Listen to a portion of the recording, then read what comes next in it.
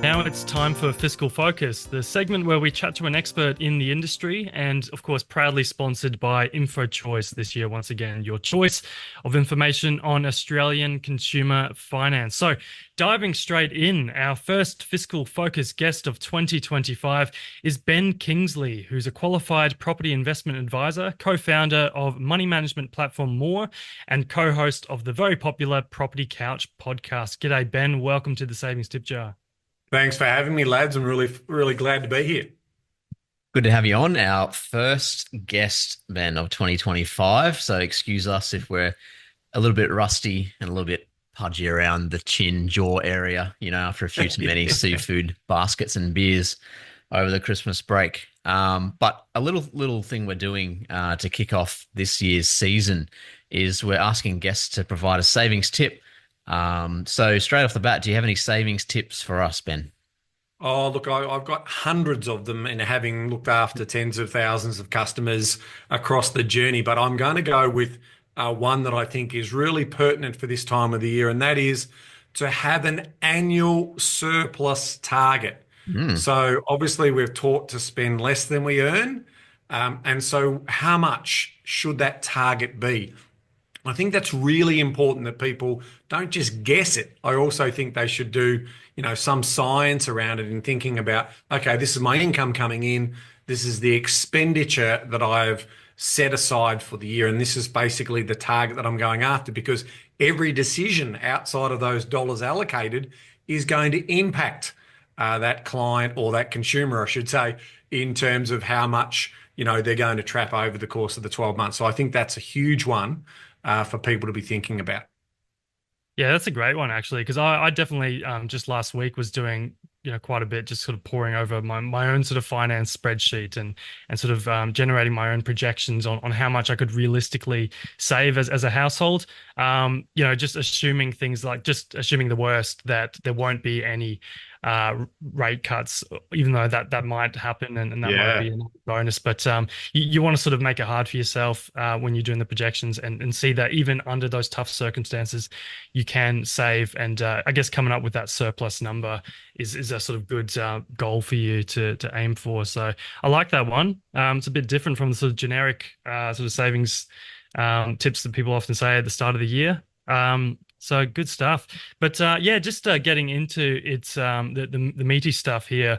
As I mentioned in the intro, you're the co-founder of a money management platform called Moorr, which, as you mentioned, there's already tens of thousands of Australians using. But for those that don't know a bit about it, what is it, and how can it help those looking to get their finances on track this year? Yeah, Dom, it's an interesting story. It's actually the origin story is that it started off as a client portal for our clients that we work with in Power Wealth. And what we've done is we've made it cloud-based, and we have a money management system called Money Smarts. And so we wrote a book about that, which became a bestseller. And ultimately, that is about sort of a rules-based money management system. And so we just created a cloud platform off the back of that. So we've moved on from the spreadsheet days and we've put it all inside a platform. And that platform has continued to evolve. And now it's really helping households, to your point, trap their annual surplus, organise their finances, so do their targeted spending for the year. And Money Smarts plays a role in that. And obviously, we've got a property investment background, so it also helps with people managing their properties and their investment portfolios. So that's the origin story. And we decided to make it available for the general public, not just for our customers. Yeah, it's actually pretty crazy, Ben. InfoChoice did a survey last year and around like money matters and how people manage their money. And it turns out, I think nearly a quarter from memory of people don't budget at all. They just kind of wing it and hope there's enough money in their account at the end of every sort of pay cycle. So something like Moorr could definitely be helpful, or using your savings tip at the start of the pod around having a surplus goal in mind. Just on that, like why do you think there is such a mental block around budgeting like that? Two reasons. First reason is a lot of people don't want to know Yeah. just how much they're spending. And the second reason is people experience overwhelm or cognitive, like they probably get to a sense of the inertia and it's a bit of extra work that you have to do. Now, a lot of that is changing through bank feeds and a few Mm, other things that are sort of going to come along that will make a lot of that a little bit easier. But in a lot of cases, people think they're actually okay at managing money. mm, But the also truth there is, I remember years ago, Paul Clitheroe, as part of a study for the federal government, I think about 2009 it was, an assessment of basically how Australians believe that they are in terms of money management. Now, 90% of Australians said that they were actually quite good money managers.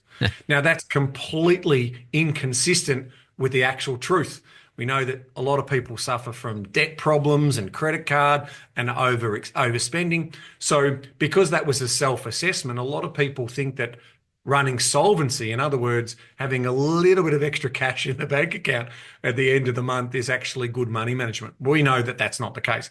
I mean, it's not going to get you to the lifestyle by design that you're looking for or that end destination that you're trying to get to. So, I think from that point of view, there is a lot of reasons why they're mainly behavioral and building those habits in terms of what that looks like. But the juice has to be worth the squeeze. So in other words, mm. if I'm putting all of this information inside a spreadsheet or a platform, I want it to be able to give me that feedback and those interesting insights and add value in terms of giving me some of those tips. And that's hopefully what we try and do in building out our Moorr platform. And Ben, what about for this year? Is there anything people should be doing differently in 2025, or anything they should at least be wary of when it comes to their finances? Yeah, I think there's quite a lot of things that I want to make sure that people are thinking about, especially if they're thinking about their mortgages. Just quickly on the mortgages, we don't know what's going to happen with interest rates, but we're reasonably confident in the first half of the year there will be at least one, possibly two rate cuts.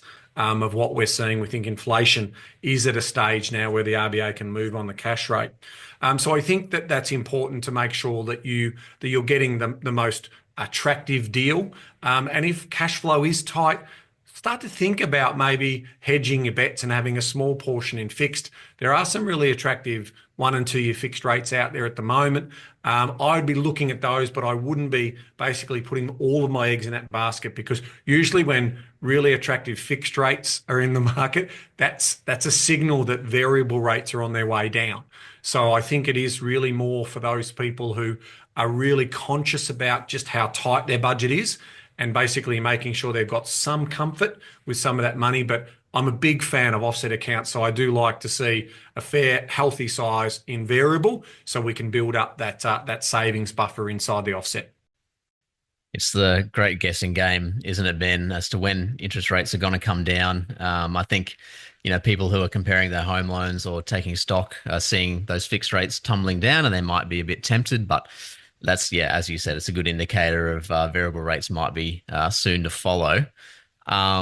And which is a good reminder for me, who's looking at getting into the home loan market for the first time this year, hopefully by mid-year, fingers crossed. But you mentioned the kind of pertinent theme there of interest rate cuts. What are some other themes that might crop up in 2025 for home buyers and for people just looking to get ahead with their finances?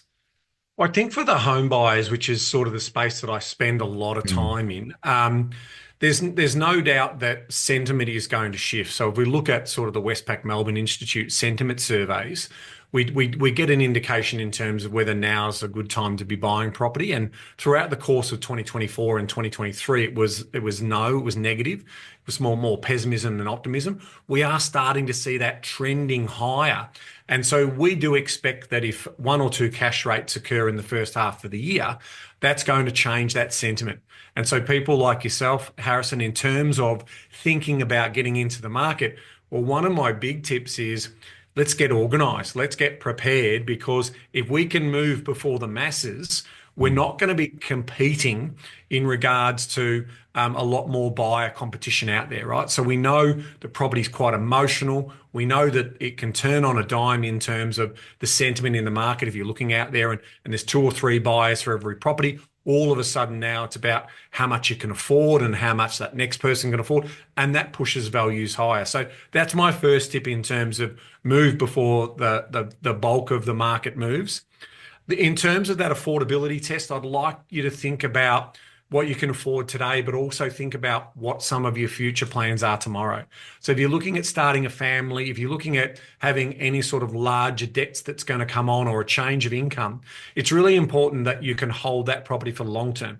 We all know that buying property has really high buying or entry level costs, and it's expensive to also get out of. You know, stamp duty, you've got all those other wonderful things, commissions for selling agents. So we want you to hold the property for the long term. And finally, my last tip is doing it the right way. So what I mean by that is rather than starting to look for property and getting excited by what you see, let's line the ducks up in the right order, which is, okay, do your budget, work out how much you can afford on repayments, then work out your borrowing capacity, then get your pre-approval, then go shopping. Because if you do it the other way, where you just jump online to one of the search portals and you find, oh, there it is, there's the property, all of a sudden you're scrambling. You've got lots of added stress as part of that. You haven't done enough research in terms of understanding the market. So we like to think you can organise and plan yourself in a better order, and then that'll make that process less stressful, and a lot less of scrambling for not only you, but potentially the team of people, the lawyers, the mortgage brokers, and all the people that you're going to have around you. Now, Ben, you mentioned how, when there's interest rate cuts that, that can sort of get the masses back into property. But we saw at the sort of at the end of last year that property prices appear to have stalled in many parts of the country. So does that mean if we do definitely see those interest rate cuts this year, you can expect property to pick up in price maybe at a faster rate than they are currently? Look, it's always, Dom, it's always a demand supply story here. So what we have seen is supply has increased considerably in a lot of our capital cities. In some markets like Melbourne, Sydney, where we are sort of seeing supply levels at 5 or 10-year highs. So that effectively means that there's a lot more choice out there because we're just not seeing that supply being absorbed by those buyers. So if we bring on all of these additional buyers and create that additional demand, that absorption rate is going to reduce, and that obviously then puts pressure on prices going higher in those markets. So we really do have a sort of a two-tier market at the moment. We've got markets like Queensland, Brisbane, Adelaide or South Australia in terms of that, and obviously Perth and the greater Western Australia regions doing quite well. Darwin this year is also starting to show signs of movement after a very, very long stagnant period of flat or reversing prices there. And then you've got Sydney and Melbourne where you're seeing a correction in those markets just on that supply equation there. So we do think it is important to understand the market that you're about to embark in, but we do believe that with lower interest rates and confidence in jobs and the economy could push a little bit more demand into those particular markets. It's a great segue into my next question, Ben. You mentioned the kind of two-speed property market in Australia. Me personally, I'm looking at buying in Melbourne, and on the surface, just in my property hunt, there is a lot more choice out there than say Brisbane, which is a hot market, one of the hottest. But what I've kind of run into is that a lot of these properties are investors selling up, and they're either tenanted or the tenants have just moved out. And there might be a bit of work that needs to be done, or it's not exactly the right type of property for, say, a first home buyer. So is there anything for first home buyers to keep in mind if that's the case, if that's the market they're looking into in this two-speed market? Yeah, I think they are excellent points, Harrison. And I think, yes, what we're seeing in Victoria is the product of market intervention by our governments and regulators. So the investor is being slugged with higher land taxes. They're being slugged with higher minimum standards. And really the confidence of the investor in the Victorian market is waning. And so a lot of investors are tapping out. So you are sort of seeing what we would call investment stock and investment property sort of coming onto market. So to your point, you want to be focusing in on the area.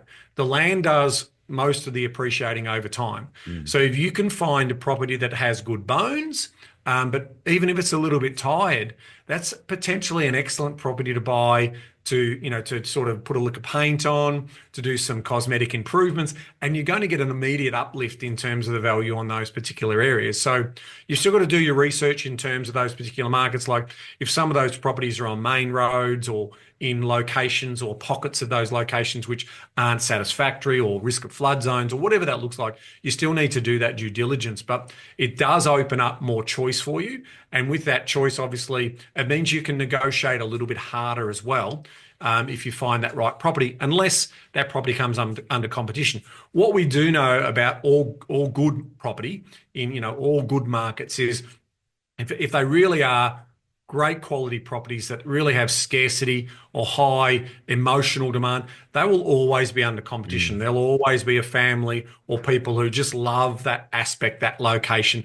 that particular type of, they'll always do well. But it's this sort of what we call maybe B grade and C grade properties that are coming up. So it really is then just about, okay, well, where's my positioning? What sort of land content am I getting? And is it, can I make my own improvements over time, but just get into that property and hold it for the long term? Will be great advice if you're thinking about that property being an asset that you want to appreciate over time. There you go, Harrison. Hopefully that helps you on your home buying journey. Definitely, yeah. For this year. Look for the B and C grade, playing B grade footy, and also looking for a B grade house. So that's good for me. Something you can improve, something you Absolutely. can turn into an A grader. That's the way for sure. Hey, Ben Kingsley, really appreciate your insights. All the best for 2025, and thanks for joining us on the Savings Tip Jar. It's an absolute pleasure, guys. Thanks for having me.